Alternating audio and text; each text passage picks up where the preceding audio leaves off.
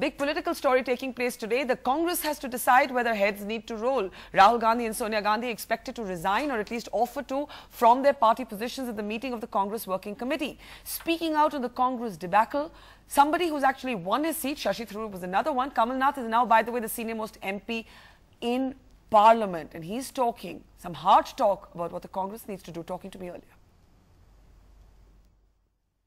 Tomorrow afternoon, the Congress Working Committee, the highest decision-making body of the Congress party, will be meeting to deliberate on the debacle of the 2014 elections. A result in which, just to put it in perspective, the BJP has won many more seats in Uttar Pradesh than the Congress has won in all of India. This has raised questions not just on the future of the Congress, but also on the political value of brand Gandhi. There are also reports that the Congress President Sonia Gandhi and the Congress Vice President Rahul Gandhi, who led this particular campaign, will be offering to resign from their party posts tomorrow. Will these resignations be accepted? Will there be a genuine shake-up in the Congress party? Well, joining me now is somebody who has emerged unscathed, one of the few Congress leaders to have done so from the Modi wave. In fact, he is now the senior-most member of parliament in the party, winning his seat for the 9th time. Outgoing Union Minister Kamal Nath joins me now to talk about what the road ahead is for the Congress. So congratulations on your own victory, especially since you're one of the few people in your party to be able to claim a victory. But what a disastrous performance for the Congress.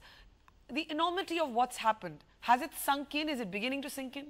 Barkha, let me correct you. I'm not the senior most MP in the Congress party. I'm in the senior most MP in the entire parliament, in the entire Lok Sabha. Now, coming back to your question, we have got a drubbing. This is a debacle which was unforeseen, and we have to introspect. I think really we need to engage and interact with people across the country at a block level, at a district level. Sitting in Delhi and 10 people engaging with each other is not going to help, because the problem is at the block level, at the booth level. So what is really going wrong? Why aren't we able to communicate? What is structurally wrong? Are our committees from the booth level to the block level to the district level, are they the kind of committees we should be having? Those are the kind of engagements we need to be having. But Mr. Kamal Nath, when you locate the problem at the booth level, at the level of the party worker, it seems to me that you are going to the bottom, whereas you are actually absolving the top. The fact of the matter is that as much as this is a pro-Modi wave, it is also an anti-Congress wave. In fact, a massive anti-Congress wave. So my question is, where do you locate the responsibility for that? With the government, with the party, or both? Well, Mrs. Sonia Gandhi and Mr. Rahul Gandhi have already said that they accept the blame. But I don't think the blame is entirely theirs. Saying that they accept the blame, accepting the blame is one thing, accepting the entire blame is another thing. And we had the government, we did, I think the UPA 1 and 2 did a great job. We had very good programs.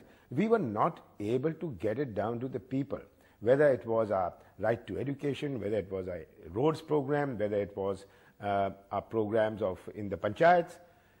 These are things which people did not in the end buy, and they did not buy them because they thought that we should be having these in any case.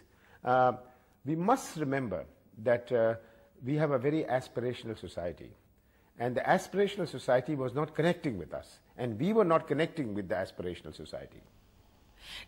That's very honest, but would it be fair to say that this entire rights-based approach, in a sense, of the Congress was out of sync with the new changing India, which was aspirational, as you yourself admit, which perhaps was looking for hope, for dreams, for entrepreneurship, whereas your party, your government, was merely handing out doles?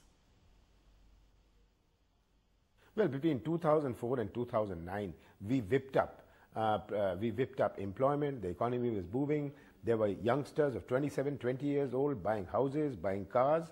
We had, even in the last 5 years, the largest amount of sales of two-wheelers, four-wheelers, tractors. So this was all happening. There was growing disposable incomes in rural India. This all came about, flowed from the policies and the programs of the government. But this did not connect with the people because the people were looking at the future. I think it was that what we've got, we've got. Now what do you give us for the future? And if in the future you don't tell them, you don't tell them what you stand for, you don't tell them that we are going to give you so much more, we don't tell them that there are going to be opportunities for jobs, we don't tell them there will be opportunities for them for self-employment, well, they won't connect with you, and that's exactly what happened. But Mr. Kamal Nath, many people have also read this verdict as a desire among people for tough, decisive leadership. Do you acknowledge, are you willing to acknowledge that especially in the second term, a leadership crisis came to be associated with your government? Manmohan Singh was seen as weak and Rahul Gandhi was seen as not stepping up to the plate. Well, everybody has their style of function. Dr. Manmohan Singh as Prime Minister was not a loud, boisterous man. That's his nature. It was the same Manmohan Singh we had in UPA 1. So why was UPA, the Manmohan Singh of UPA 1, not attacked for being quiet, but the Manmohan Singh of UPA 2 got attacked? I think what could have happened was that we could have explained things better, especially issues of corruption. Issues of corruption which were impacting all sections of society. Corruption is thus not happening in Delhi. It's happening at the panchayat level, it's happening at the village level, with the BDO, with the tehsildar. It's happening at all levels. And people start relating that corruption with corruption in Delhi. So if we had to explain, we would have to explain the 2G scam, what it was all about, that we are talking about presumptuous loss. Now a presumptuous loss, a philosophy of presumptuous loss which was brought in is ridiculous nowhere in the world. Today there's a presumptuous loss that if I've done nothing as a minister for 2 hours, it's a presumptuous loss to the government because I'm getting a salary. And if I'm getting a salary and I've taken 1 day off, then so many hours of mine are a presumptuous loss to the government. I didn't work. So all these things were things which I think we could have explained better. And I think the Prime Minister, though he has his own style, and his style is really one of consensus, one of consent, he could have been more forthright. And if he was more forthright, people had a trust and faith in him because there was no finger pointing at him. And I think he should have, because he was above all corruption. So he could have been more loud about explaining these things. You know, I was just going to say, Mr. Kamal Nath, that the difference between UPA 1 and UPA 2 as far as Manmohan Singh was concerned was that in UPA 1 he was seen to be somebody who was willing to take a position, which he did on the nuclear deal, irrespective of whether the rest of his party supported him or not. In UPA 2, however, he never took a position, he never asserted himself. He could, for example, have stopped A. Raja from coming back to the cabinet. He did not do so. And to your point about 2G, no matter what you think, the fact is that A. Raja is seen to be somebody who subverted that particular first come, first serve policy. So would you concede that Manmohan Singh did not assert himself in UPA 2? It was a process. It was a process problem. In that process, if there were charges of corruption, not in the policy framed by the government. Now, if the process was abused by someone, he was prosecuted. He went to jail. The UPA government has prosecuted more politicians of all parties, more bureaucrats, have prosecuted launched prosecutions against more people than any government in the history. We must not forget that we did not let corruption go by. The Prime Minister acted, and that was the most important thing.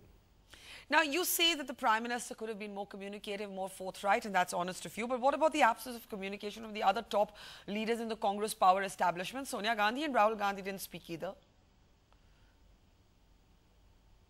Well, it was a government issue, and Sonia Gandhi never spoke about government issues. Let's recognize that. You know, you say that Manmohan Singh didn't talk much. Well, what do you have today? You're saying we had a Manmohan Singh who did not talk, and you have a Mr. Narendra Modi who can't stop talking. And is this going to solve the problems of this country? That here you have somebody who just cannot stop talking. And on the other hand, because he can't stop talking, you're saying, why does Manmohan Singh not talk? This I find very amusing. But, you know, since you've been honest enough to say that there was a disconnect with aspirational India, with younger India, the current generation, they have global exposure to the world.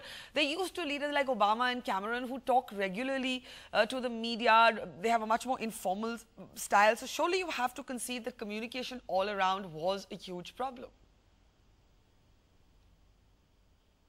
It was. I completely agree with you that communication has been a big problem for the Congress party because it's not been our style of campaigning.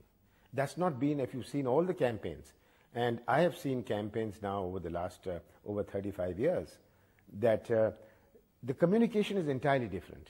Here you had the BJP campaigning, attacking the government, politics of criticism, politics of promises, politics of whipping up hopes. Now, the Congress party doesn't do that because we cannot afford to be whipping up hopes which we can't meet. And the BJP, for them, either it was a one-time shot, that they were whipping up these hopes. Even for the last 2 days, they are saying, now we are going to have a new India. Now, this is all, really, really in the abstract. This is all ridiculous. That you're going to have a new India, here comes a new government, here comes a new leader, here comes a new set of ministers who are going to be launching India into a completely different orbit. This has a lifespan of 3 or 4 months. It doesn't have more of a lifespan.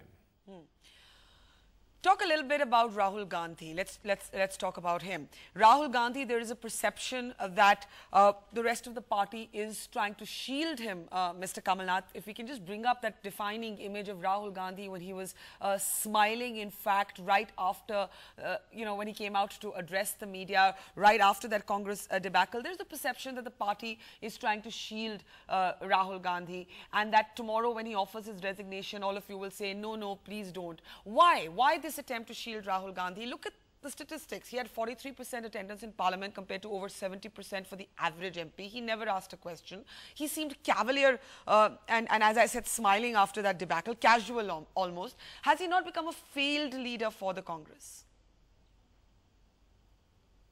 Well, Rahul Gandhi has just come to the forefront 8 months ago. Let's not forget that he only came in 8 months ago. And I don't know what you mean that he was smiling, or I didn't see that. But if you expected him to be there crying, then it would have been a very, very strange situation. He shouldn't have come. What did you want him to come out there and start crying in front of the cameras? That was not what was expected. So I suppose if what you're saying is correct, he wanted to look brave, and it was maybe the appearance of being brave instead of looking crestfallen, looking absolutely gone. Maybe that's the right thing he did. Are you saying that tomorrow, when and if they offer to resign, you at least will not be in favor of that? I would certainly persuade them. I don't know, you're saying if, because so many of your questions are prefaced with a if. But if they were to resign, or if they were to ask, I would certainly try and prevail upon them that no, the responsibility, you have already accepted responsibility. Responsibility is of governments. Responsibility is of state leaders. Then why shouldn't I be held responsible for the debacle in Madhya Pradesh? Why shouldn't so-and-so be held responsible for the debacle in the district or in a state? There's no end to this. And I think that it's very important that everybody comes together. There's introspection, there's realization, there's analysis of what went wrong. Because politics has changed over the last 5 years, over the last 10 years. Congress must change with the change in politics. Because if the Congress party does not change and politics keeps changing, we have a new electorate every 5 years. A new generation of voters come in every 5-10 years. Now, they come in with different hopes and different aspirations. I remember 25 years ago or 35 years ago when I first came into Parliament, nobody wanted anything other than a government job. Nobody wanted to leave the district. That's changed so much. Nobody thought of IT. Nobody thought of self-employment. And so much has changed. Aspirations have changed. And today we have become the largest aspirational society on this planet. It is this aspirational society which Congress has to address. Okay, let me ask you what happens in Parliament now, Mr. Kamal Nath. You are, as you said, the senior-most MP across parties in Parliament. It's not clear yet whether the Congress will even get LOP. It certainly doesn't have the numbers necessarily. The Speaker has to take that decision. But if it does, will you be the leader of the opposition in the Lok Sabha? Well, I haven't given that a thought at all, whether what's going to be there. But we must be a responsible opposition. We must be completely the opposite of the opposition which was there by the BJP and by the NDA in the past. And I said so. I was the Parliamentary Affairs Minister And I said so, that a day will come when the shoe will be on the other foot. Now the shoe is on the other foot, but I'm not going to kick them with that. I don't think we should be kicking them with that. We should be trying to protect the interests of the country. We should ensure that the BJP government doesn't go berserk. We must ensure that what's good for the country, because in the end, we are talking, the Congress party has stood for the good of the country. Just because a good legislation may come, and we are not going to oppose it for the sake of opposing it. That's what the BJP did for the last 5 years. But, let me ask you in the end, what do you believe should be the role now of Congress chief ministers? If we can just bring up the statistics now, please. They tell their own story, Mr. Kamal Nath, and you know these statistics as well as I do. There are 10 states where the Congress has not even got a single seat. Basically, it's drawn a blank in 10 of these seats. There is no state where the Congress is in double digits. In Delhi, the Congress is in the 3rd position in all 7 seats. In Maharashtra, it's got 2 seats, one of which has been won by Ashok Chavan. My question to you is, Nitish Kumar has resigned, M.K. Stalin has resigned from his party post. What is going to be the shake-up in the Congress? Since you're saying that it serves no purpose for Rahul and Sonia to resign, are you also saying that the chief ministers in non-performing states in the Lok Sabha should not resign as well? Well, these offers to resign are there. I think, and I'm going to digress for a minute on this, that we need to make the states more autonomous politically. If a chief minister thinks that this is his responsibility entirely, it's because of the performance of his state government, then he should resign. But if he thinks that he's carrying the baggage of the central government or carrying the baggage of something else, why should he resign? So we should leave it to the state governments as much as we should leave the politics of the states to the states, not try and control it from Delhi. Politics is best left. That's the big change, a paradigm shift which has taken place. And that's taking place, which the Congress will have to address, that how do we deal with the states? Should we try and control everything from here, or leave it to the states, the state leadership to control it? That is the only way it's going to happen. So that's an important admission. You're basically saying or admitting that the Congress has failed to empower its state leaders. I'd say empower the state organization, not the state leaders. And if a smallest decision relating to the Congress organization has to be taken from Delhi, then it doesn't work, because those who have access to Delhi, there are people who come from districts, who come to Delhi and say that क्षेत्र हमारे साथ है, जिला हमारे साथ है, and they go back to the district and say Delhi हमारे साथ है, and this becomes the politics. Now this is what we should really wake up to. This should be a very big wake-up call. And the high command culture, basically, that phrase, an archaic phrase in any case. Let me ask you a last question. If you had to recommend one surgical solution, because sometimes you need surgery to heal things, what would it be for the Congress party? I think we should have a working committee which is elected, and Rahul Gandhi has been saying this for the last 2 years, that we should have a working committee which is elected. And all those who, to protect themselves, oppose this, are causing immense damage. I completely agree with Mr. Rahul Gandhi. We should have an elected working committee. Then this culture of people, who are being bestowed with patronage is going to end. That's candidly said. Kamal Nath, thank you so much for talking to us. It's going to be an interesting, stormy meeting of that Congress Working Committee tomorrow. That Kamal Nath is actually calling for elections too, saying that internal democracy is needed within the Congress for the politics of patronage to end, and that the Prime Minister should have been much more forthright than he was.